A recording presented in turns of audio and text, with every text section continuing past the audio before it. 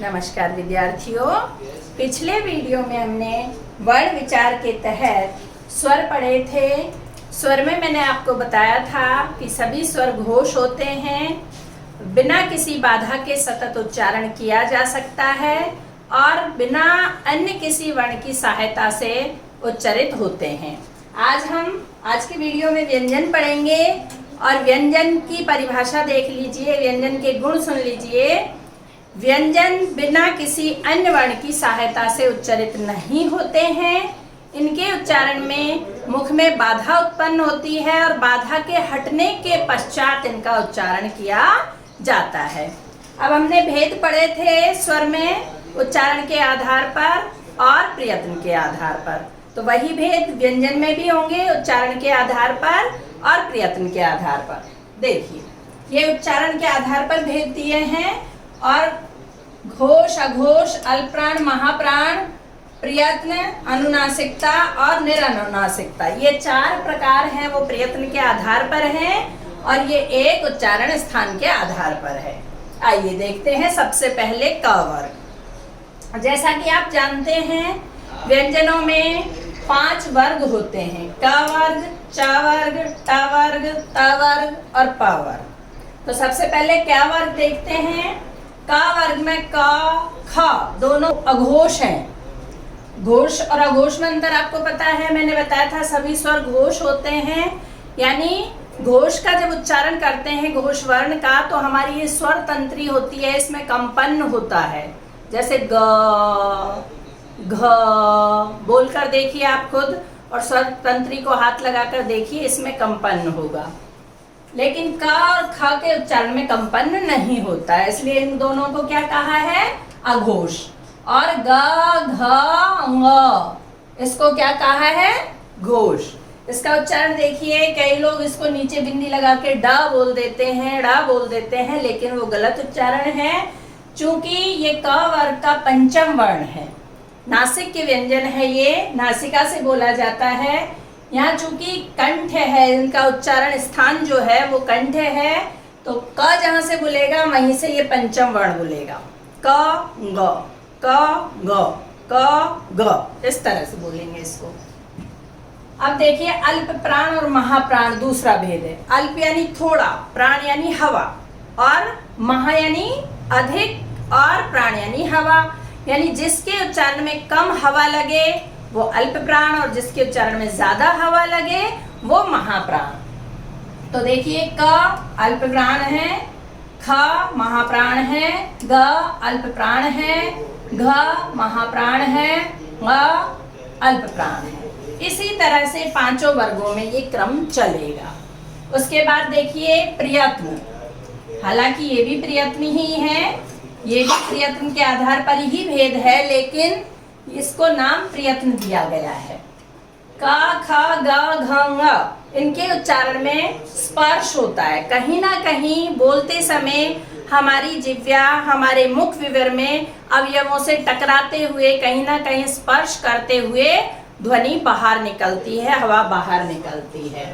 ऐसे च, छ, ज, झ, ञ, ये जो दूसरा वर्ग है, च वर्ग है, ये अलग है। बाकी चारों वर्ग सेम है, सब स्पर्श हैं, लेकिन इसमें स्पर्श संघर्षी है कि इसके उच्चारण में स्पर्श तो होगा लेकिन थोड़ा संघर्ष के साथ होता है, थोड़ा जोर लगाना पड़ता है। हमारे मुख के अवयव थोड़े पास पास आ जाते हैं, उनमें घर्षण होता है, उनमें संघर्ष होता है। इसके बाद च वर्ग स्पर्श संघर्षी मैंने आपको बता ही दिया, ये क्रम वही रहेगा। च और छ दोनों वर्ण अघोष होंगे, बाकी तीनों ज, झ, ञ ये घोष होंगे। च अल्प प्राण होगा, छ महाप्राण होगा, ज अल्प प्राण होगा, झ महाप्राण होगा और ञ अल्प प्राण होगा। ट वर्ग को देखिए, ट वर्ग में ये क्रम वही रहेगा। ट और ठ दोनों अघोष हैं, ड, ढ, ण तीनों घोष हैं। इनका भी स्पर्श के द्वारा, प्रयत्न के द्वारा, यानी कहीं ना कहीं स्पर्श होता है मुख में, तब इनका उच्चारण होता है। ऐसे ही त वर्ग देखिए, चौथा वर्ग, त और थ दोनों अघोष हैं, द, ध, न तीनों घोष हैं और अल्प प्राण महाप्राण का वही क्रम रहेगा। पहला अल्प प्राण, फिर महाप्राण, फिर अल्प प्राण, फिर महाप्राण, फिर अल्प प्राण। अब प वर्ग, अंतिम वर्ग जो है वो देखिए, प वर्ग, प और फ अघोष हैं, ब, भ, म घोष हैं। ये भी स्पर्श व्यंजन है, यानी प्रयत्न में स्पर्श इनका होता है और क्रम वही है। प अल्प प्राण, फ महाप्राण, ब अल्प प्राण, भ महाप्राण और म अल्प प्राण। अब देखिए, दो और व्यंजन हमने ग्रहित कर लिए हैं, अडॉप्ट कर लिए हैं, हमारे देवनागरी लिपि में इनको काउंट कर लिया है। यानी संस्कृत में ये नहीं थे। ड़ और ढ दो और व्यंजन हमारे हिंदी में बढ़ गए हैं। ये उत्क्षिप्त हैं, यानी इनको बोलने में जिह्वा उछलती है हमारी। इनको ताड़न जात भी कहा है। ताड़न होता है मारना और जात यानी जाकर, यानी हमारी जिह्वा मूर्धा को टक से मारकर वापस आ जाती है, इसलिए इनको ताड़न जात भी कहा गया है। ये संस्कृत के व्यंजन नहीं है। संस्कृत में 33 ही व्यंजन है, ये व्यंजन हिंदी में बढ़े हुए हैं। अब देखिए उच्चारण स्थान। क वर्ग का जो उच्चारण स्थान है, जो संस्कृत पढ़ने वाले हैं या जिन्होंने सिर्फ संस्कृत के आधार पर ही व्याकरण को पढ़ा है, हिंदी का जो नवीनतम परिवर्तन जिनको नहीं पता है वो इसे कंठ कहते हैं। लेकिन अब हिंदी में इसका उच्चारण कंठ नहीं रह गया है, अब इसका उच्चारण कोमल तालव्य हो गया है, इसलिए हिंदी के अनुसार इसको कोमल तालव्य कहेंगे तो ज्यादा ठीक होगा। उसके बाद च वर्ग देखिए, च वर्ग तालव्य है संस्कृत में, लेकिन हिंदी में अब ये तालु वर्ग से हो गया। वर्ग से यानी होता है मसूड़ा। तालु के पास मसूड़े से, देखिए जब उच्चारण करेंगे हम तो मसूड़े के हमारी जीभ जाके टच होती है। च, छ, ज, झ, य। इसी तरह से ट, ठ, ड, ण, ये तो आप जानते हो मूर्धन्य है, यानी मूर्धा हमारे मुख का एकदम बीच वाला जो भाग होता है उससे हमारी जीभ जाकर टकराती है। देखिए ट, ठ, ड, ढ, ण, इस तरह से। फिर दंत, त वर्ग संस्कृत में पूरा दंत माना गया था, यानी पांचों व्यंजन पांचों वर्ण दंत माने गए थे, लेकिन न हमारे हिंदी में वर्ड से हो गया है। मैंने इसको लाल कलर से इसलिए लिखा है क्योंकि ये ना का उच्चारण स्थान है। ना को जब भी लिखेंगे ना, सा, ल, नसल याद रखिए, और ये तीनों ही व्यंजन आपके वर्ड से हो गए हैं, यानी मसूड़े से उच्चारित होते हैं। आप बोलकर देख लीजिए, त, थ, द, ध, न। जीभ थोड़ी सी पीछे चली गई हमारी मसूड़े के पास। जब इन चारों का उच्चारण किया तब दांत से टच हो रही थी, लेकिन जब न का उच्चारण हमने किया तो जीभ थोड़ी पीछे जाकर के मसूड़े से टच हुई, इसलिए इसका नाम क्या दिया गया है हिंदी में? वर्ड्स। हिंदी के अनुसार वर्ड्स है और संस्कृत के अनुसार ये दंत्य है। इसके बाद पंचम वर्ग प वर्ग देखिए, ओष्ठ यानी होठों से बोला जाएगा। जब आप इनका उच्चारण करोगे तो दोनों होठ पास पास मिल जाएंगे, जैसे प, फा। देखिए मैंने जब इसकी विशेषता बताई थी आपको तो मैंने कहा था पहले बाधा उत्पन्न होती है, फिर बाधा के हटने से उच्चारित होता है। तो पा, पा यदि होठ मिले ही रखेंगे तो पा का उच्चारण होगा नहीं। पहले बाधा आई, फिर बाधा के हटते ही इसका उच्चारण हो गया।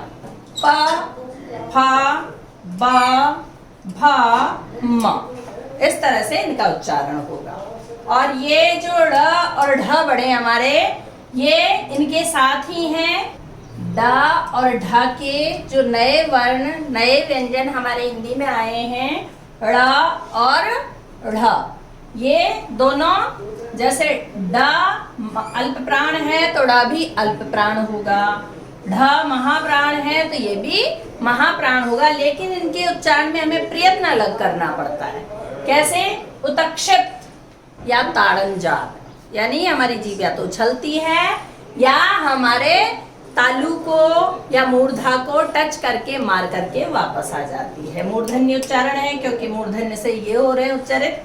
अब एक और भेद है अनुनासिकता और निरअनुनासिकता। तो ये जो पांचों वर्ण हैं, पांच व्यंजन हैं जिन्हें नासिक के व्यंजन कहते हैं, जो कि नासिका के द्वारा इनका उच्चारण होता है, ये अनुनासिक है, बाकी सब तो निरनुनासिक हो गए अपने आप ही। ठीक है, पूरी वर्णमाला में ये 5 वर्ण हैं जो कि अनुनासिकता वाला गुण लिए हुए हैं, अनुनासिक हैं।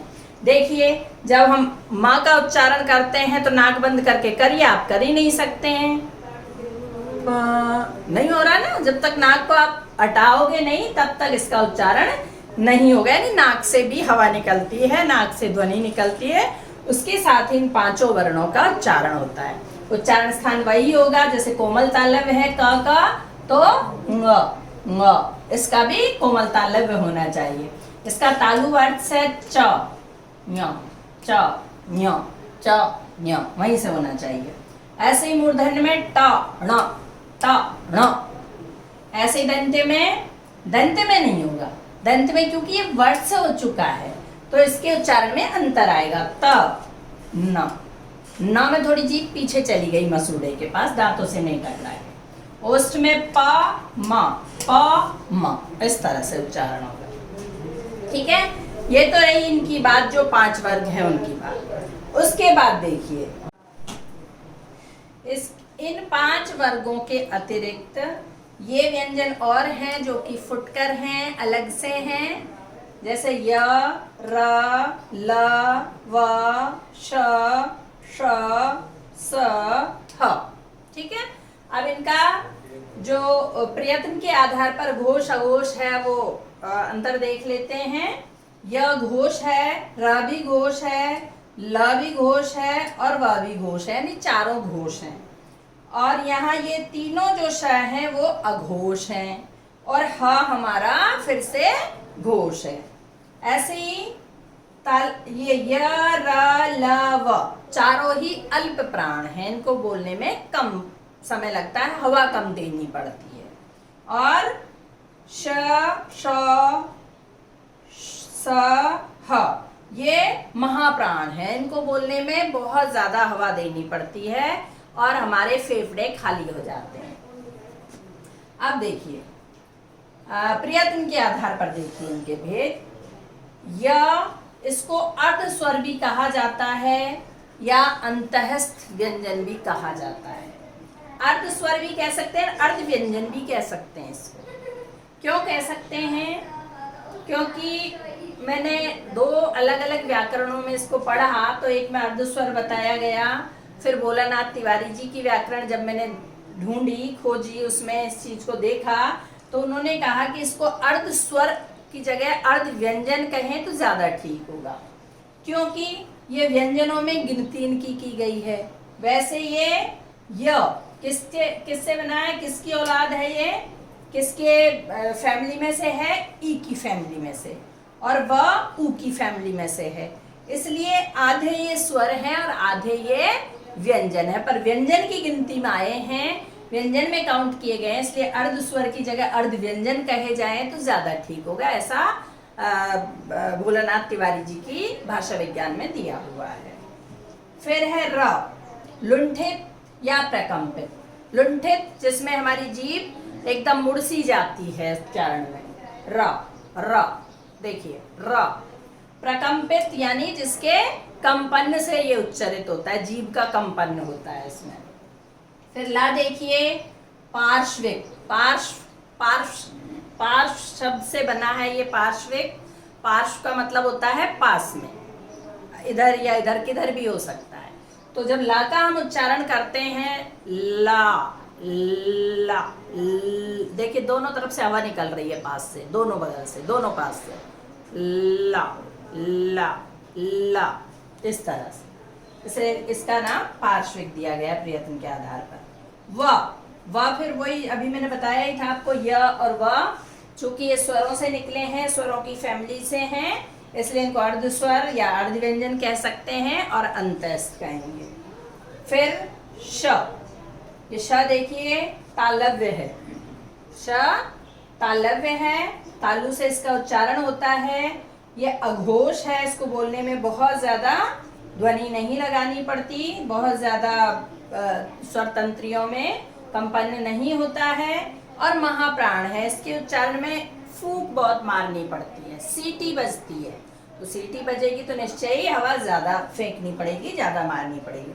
संघर्षी हैं ये, इनके उच्चारण में हमारे मुंह में संघर्ष होता है, संघर्ष के कारण ही गर्मी उत्पन्न होती है, इसलिए इनको ऊष्म भी कहते हैं और संघर्षी भी। इसमें आपके बच गए अब विसर्ग और अनुस्वार, ठीक है, जिनको मैंने बताया था आपको जब 3 भेद बताए थे वर्ण विचार के, तो पहला था स्वर, दूसरा था व्यंजन और तीसरा था अयोगवाह। अयोगवाह यानी जिनका ना स्वरों से मेल है और ना ही व्यंजनों से मेल है, वो अयोगवाह कौन कौन से बताए थे मैंने? ये ऊपर वाला अनुस्वार है और ये विसर्ग है। अनुस्वार में अनुनासिकता है, पता ही चल रहा है, अनुनासिकता ऊपर दिख रही है, अनुस्वार जो इस तरह से इंगित किया जाता है, और ये आपका विसर्ग है। अनुस्वार घोष है और विसर्ग अघोष है।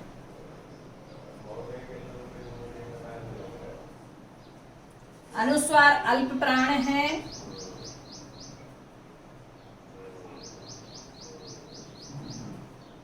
और विसर्ग महाप्राण है। बोलकर देखिए, कंचन, चंदन, ऊपर जो अनुस्वार आ रहा है, संयम, वो जल्दी बोलता है, अल्प प्राण है वो। अतः, अतः, एक आधे ह जैसा उच्चारण और कर रहे हैं हम, वो अधिक हवा दे रहा है, इसलिए उसको क्या कहेंगे? महाप्राण कहेंगे। ये ऊपर वाला, इसमें अनुनासिकता है,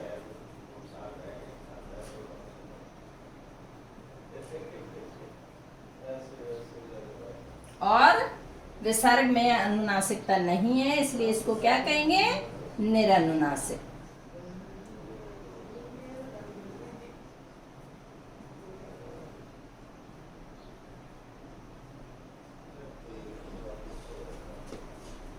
क्लियर? इनका उच्चारण स्थान विसर्ग का तो कंठे है,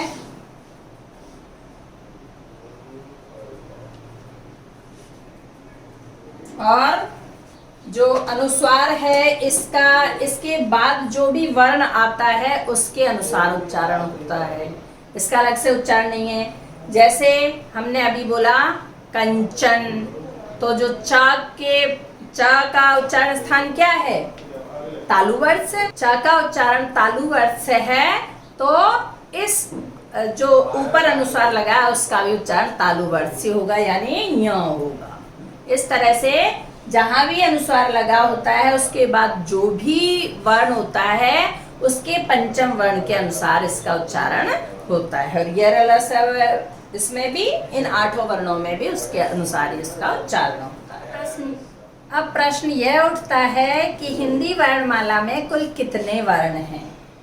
तो देखिए, 33 व्यंजन तो संस्कृत व्याकरण के अनुसार हो गए, उसके बाद ड और ढ, ये तो अल्प प्राण है, ये महाप्राण है, लेकिन इनको अलग से लिपि चिन्ह दे दिया इनके नीचे डॉट लगा करके, 2 ये हो गई।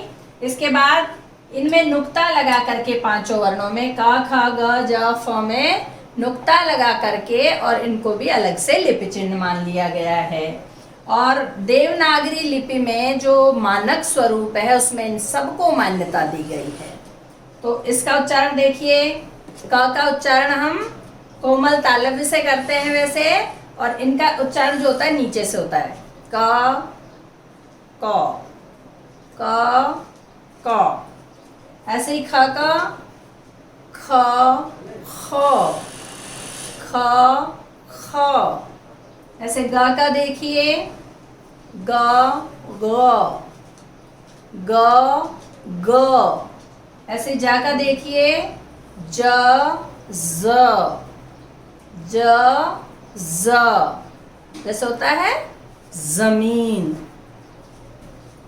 फा देखिए, फा जो है वो ओष्ठ व्यंजन हमारे हैं, पा फा बा, उसमें फा का जब फा का उच्चारण करेंगे तो दोनों होठ हमारे मिलते हैं, पा फा लेकिन जब इसका उच्चारण करेंगे डॉट वाले का, नुक्ते वाले का, तो हमारे जो दांत हैं वो होठ से टच होंगे। देखिए फा, फा, इस तरह से इसका उच्चारण होता है। तो 5 ये हो गए। न म र ल, इनके महाप्राण रूप और ले लिए गए हैं। इनको भी देवनागरी लिपि में मान्यता दे दी है। जैसे नहाने बोलते हैं, नहाने शुद्ध होता है, लेकिन हम क्या बोलते हैं, सब नहाने जा रहा हूँ, नहाने जा रहा हूँ, ना, ना नहीं, ना। इसी तरह से माँ और हा मिला के म्हा, तुम्हारा, तुम्हारा नहीं, तुम्हारा, तुम्हें, तो माँ और हा को मिला के बोलने लगे। ऐसे इलाका देखिए, कुल्हड़, कुल्हाड़ी, ला और हा, ला और हा को अलग अलग कुल्हड़ नहीं बोल के कुल्हड़ बोलते हैं। तो 4 ये हो गए। फिर स्वर आपके 11 हैं ही। अयोगवाह, अंग और अह, 2 ये हो गए। इस प्रकार से हिंदी वर्णमाला में कुल वर्ण हुए 33 + 2 + 5 + 4 + 11 + 2 बराबर 57, यानी कुल 57 वर्ण हिंदी वर्णमाला में माने गए हैं हिंदी के मानक स्वरूप के अनुसार। ये वीडियो यहीं समाप्त होती है। मेरा ख्याल है आपको स्वर और व्यंजन और अयोगवाह यानी वर्ण विचार समझ में आ गए होंगे। अगले वीडियो में मिलेंगे अगले विषय के साथ। नमस्कार।